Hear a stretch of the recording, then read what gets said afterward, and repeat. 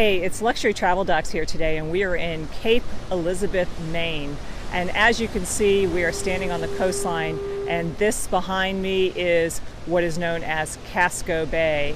Casco Bay is a very large body of water along the Maine coast, and there are numerous lighthouses along this very important bay. You can see one that's called the Ram Ledge Lighthouse that is out pretty much in the middle of the bay, and of course that's one that you can only see up close by boat.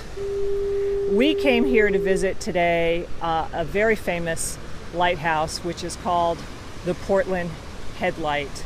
It is a lighthouse that was built when George Washington was president, and it was finished in 1791 and has undergone multiple revisions of its structure over the years, and it still is a functioning lighthouse. And if you look closely, you might be able to see the light turning in the very top of it. It is about 100 feet above sea level in height and is part of a large park that you can visit, which is called Fort Williams Park in Cape Elizabeth, Maine. This lighthouse has been the subject of course, many photographs over the years, which I'm sure you've seen many of them in the past. It also has been the subject of paintings by a very famous American artist called Edward Hopper, and some of his works are located in the Boston Museum of Fine Arts and in the Metropolitan Museum of Arts, and those are some of his lighthouse paintings, and he traveled to this area very frequently.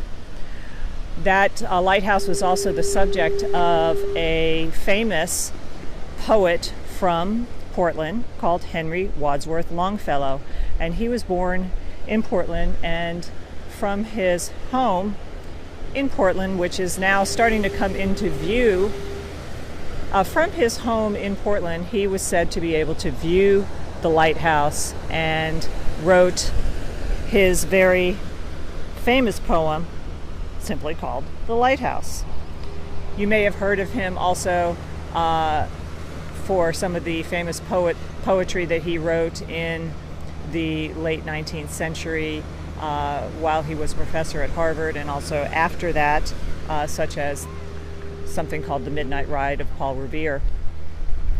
This is an absolutely beautiful day, as you can see in Maine. It's about 65 degrees, and the average temperatures in the summer rarely get above 80.